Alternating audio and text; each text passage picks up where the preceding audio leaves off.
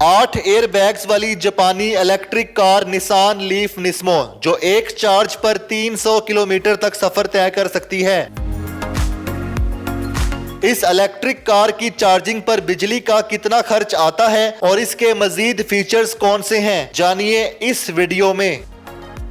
नाज़रीन, ये एक इलेक्ट्रिक गाड़ी है, फुली इलेक्ट्रिक है और फ्रंट लुक देखें तो इसकी काफ़ी स्पोर्टी लुक आती है।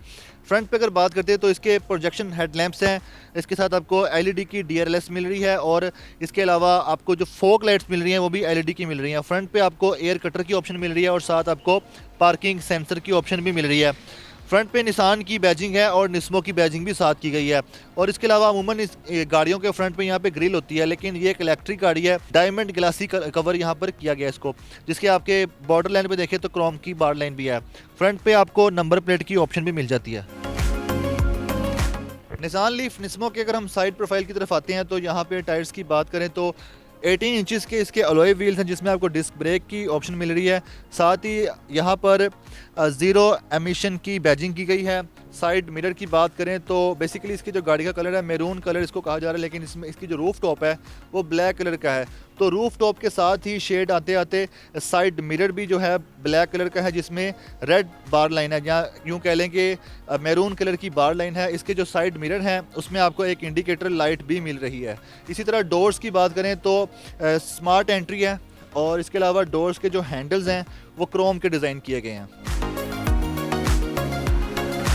रियर प्रोफाइल की तरफ आते हुए अगर हम रूफ टॉप से आते हैं तो यहाँ पे आपको शार्क फिन एंटीना एक मिल रहा है, साथ आपके high mounted break lamp LED की। और चूंकि इसका जो रूफ है ब्लैक कलर में इसको डिज़ाइन किया गया है, उसी तरह इसकी जो रियर विंडो है वो ब्लैक कलर में है। टिंटेड ब्लैक तो नहीं है, लेकिन शेड आता है ब्लैक कलर का। इसके अलावा रियर साइड पे एक वाइपर की ऑप्शन दी गई है। निसान की बैजिंग है और ज़ीरो एमिशन की बैजिंग की गई है, निस्मो की बैजिंग है और साथ यहाँ पे आपको लीफ की बैजिंग भी मिल जाती है। रियर साइड पे आपको एक कैमरा की ऑप्शन मिल रही है और इसके साथ रियर साइड पे पार्किंग सेंसर की ऑप्शन भी है। इसके अलावा रियर साइड पे आप एक लाइट देख के सोच लेंगे ये किस लिए बनाई गई है। बेसिकली ये इसको अलर्ट लाइट भी कह सकते हैं या स्पोर्ट्स ब्रेक लाइट भी कह सकते हैं। मोस्टली इसका इस्तेमाल होता है जब तेज़ रफ्तार गाड़ी चल रही हो और पीछे से आने वाली गाड़ियों को अलर्ट किया जाए, चूँकि यहाँ से बहुत तेज़ रोशनी निकलती है। अब हम इसकी जो डिग्गी है उसकी बात कर लें। इसको ओपन करके तो ये मैनुअली ओपन होगा बटन प्रेस करके, तो काफ़ी अच्छी स्पेस है, तकरीबन 600 लीटर ही स्पेस दिखाई दे रही है। जहाँ पे आपको दिखा सकूँ मैं तो टूल्स की ऑप्शन दी गई है, टूल्स बॉक्स नहीं है और काफ़ी अच्छी स्पेस है। साथ यहाँ पे इसकी जो ट्रंक है वहाँ पे एक लाइट भी चलती है और इसकी जो बैक सीट्स हैं वो फोल्ड भी हो सकती हैं। इसी तरह अगर रियर साइड की अगर हम बात करें लाइट्स की तो ब्रेक लैंप्स जो हैं, इंडिकेटर लैंप्स हैं, पार्किंग लैंप्स हैं, वो सारे आपको एलईडी के मिल जाते हैं। चलते हैं इसके इंटीरियर की तरफ।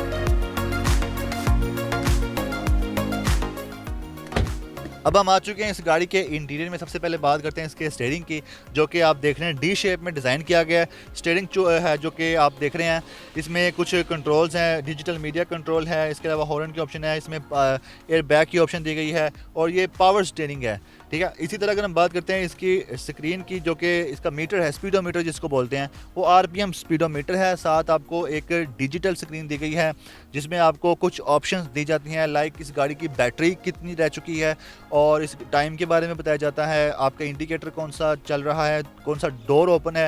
ये सारी गाड़ी के हवाले से ड्राइव के अकॉर्डिंग जो इन्फॉर्मेशन होती है वो सारी इस डिजिटल मीटर पे आती है। इसका जो पुश स्टार्ट इंजन का जो बटन, इंजन तो है नहीं, पुश स्टार्ट बटन जो है वो सेंट्रल कंसोल में दिया गया है। तो मैं इसको जस्ट पुश करता हूँ तो साउंडलेस है। अब ये गाड़ी स्टार्ट हो चुकी है और कोई साउंड नहीं है, इलेक्ट्रिक गाड़ी है, पता ही नहीं चल रहा, कोई साउंड बिल्कुल भी नहीं आ रहा। जिस तरह मैंने आपको भी बताया कि सेंट्रल जो कंसोल है वहाँ पे पावर बटन है, उसके साथ ही आपको कुछ इलेक्ट्रिक कंट्रोल की ऑप्शन दे रही है। इसके अलावा 12 वोल्ट की सॉकेट की ऑप्शन दी गई है। ट्रांसमिशन की बात करें तो ऑटोमेटिक ट्रांसमिशन है जो कि डायलिंग मोड में दिया गया है और इसके अलावा यहाँ पर ऑप्शन दी गई है कि आपने ड्राइव किस मोड में करनी है, इको में करनी है या स्पोर्ट्स मोड में करनी है। बेसिकली ये स्पोर्ट्स कार की तरह ही है।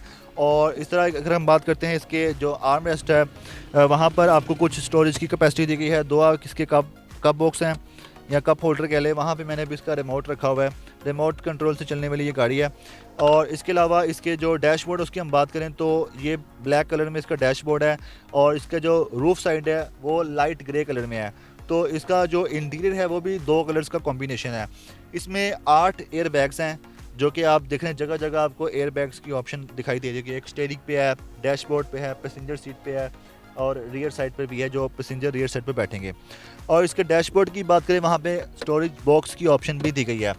हेडरूम जैसा कि मैंने बताया बहुत अच्छा है। यहाँ पे आपको एक वैनिटी मिरर भी दिया गया है और इसके अलावा यहाँ पर आपको रीडिंग लैंप्स दिए गए हैं फ्रंट साइड पे भी और रियर पैसेंजर साइड पर भी एक रीडिंग लैंप दिया गया है। इसकी जो सीट्स हैं उसकी बात करें तो बेसिकली ये फॉर्म की सीट्स हैं और ब्लैक और ग्रे का कॉम्बिनेशन है। सीट्स को भी एडजस्ट किया जा सकता है और कुछ मैनुअली तरीके से भी किया जा सकता है और इसका जो एक लीवर है उसके ज़रिए भी इसको एडजस्ट किया जा सकता है। अब हम बात करते हैं इसके जो स्टीयरिंग के हवाले से। तो स्टीयरिंग जो है उसका कोई एडजस्टमेंट नहीं है, ये फिक्स स्टीयरिंग है। इसके अलावा इसके कंट्रोल्स की बात करें तो ड्राइवर सीट पे डोर्स पे आपको कुछ कंट्रोल दिए गए हैं जिसमें आप विंडोज़ को कंट्रोल कर सकते हैं, मास्टर कंट्रोल कर सकते हैं, साइड मिरर को कंट्रोल कर सकते हैं और गाड़ी को लॉक अनलॉक करने के लिए भी मास्टर कंट्रोल ड्राइवर सीट पर ही दिया गया है। गाड़ी की चार्जिंग के हवाले से बात करें तो स्टीयरिंग के नीचे ही एक ऑप्शन दी गई जिससे आपका जो फ्रंट बोनट है उसके नीचे ही चार्जिंग के पॉइंट्स दिए गए हैं और जिसको आप ओपन करके अपनी इस गाड़ी को चार्ज कर सकते हैं। इसके अलावा इस गाड़ी में इंजन नहीं है, मोटर है और बैटरी है और वो भी अच्छी क्वालिटी की है। और चूँकि ये गाड़ी जो है तकरीबन बताया जा रहा है कि 300 किलोमीटर तक चल सकती है एक चार्ज पे। चार्जिंग का तरीकाकार क्या है और चार्ज करने के बाद आपको कितना बिजली का बिल आ सकता है, मतलब कि कितने यूनिट जो है खर्च होंगे और इस गाड़ी की कीमत क्या है, ये सब बातें हम जानते हैं। आइए हमारे साथ इस वक्त मौजूद हैं सिग्मा मोटर्स के ऑनर जवाद मंसूर साहब। जवाद साहब बताइएगा चार्जिंग किस तरह से होती है और चार्जिंग के लिए मतलब वापडा की कितनी बिजली कितने यूनिट इस्तेमाल होते हैं? कहता हूँ ये इसकी जो बैटरी आती है that is 40 kilowatt hour lithium ion battery. और ये जो अगर आप इसको घर में भी चार्ज कर सकते हैं, इसको आप कमर्शली भी चार्ज कर सकते हैं। जब आप इसको घर पे लगाएंगे तो आप ज़हन में रखें 6.5 से 7 घंटे में ये गाड़ी फुल चार्ज हो जाती है।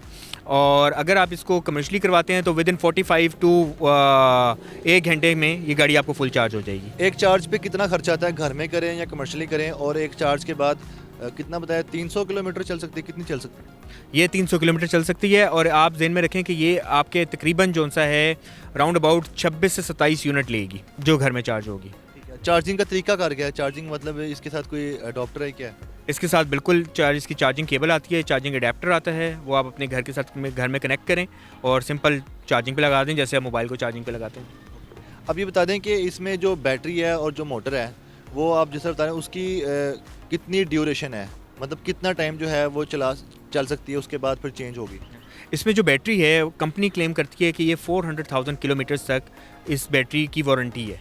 तो हाँ, तो इसका मतलब ये है कि ये 4,000 किलोमीटर तक तो ये चलेगी क्योंकि कंपनी क्लेम कर रही है, उससे ऊपर जितना चल जाए। इसके तमाम टोकन टैक्स क्लियर हैं, जितने भी कस्टम क्लियरेंस है सब कुछ हो चुकी है क्या? नंबर प्लेट लगने वाली है, लग चुकी है? और प्राइस क्या है? ये अनरजिस्टर्ड गाड़ी है, ठीक है। इसका ज़ाहिर बात है जो अनरजिस्टर्ड गाड़ी है उसके टोकन नहीं होते। और बाकी ऑफ कोर्स जब हम ये कस्टम क्लियर गाड़ी है, जो पोर्ट से कस्टम ये गाड़ी क्लियर हुई है और कंप्लीट डॉक्यूमेंटेशन इसकी कंप्लीट है। इसकी प्राइस क्या है? इसकी प्राइस है जी 1 करोड़ 5 लाख रुपए।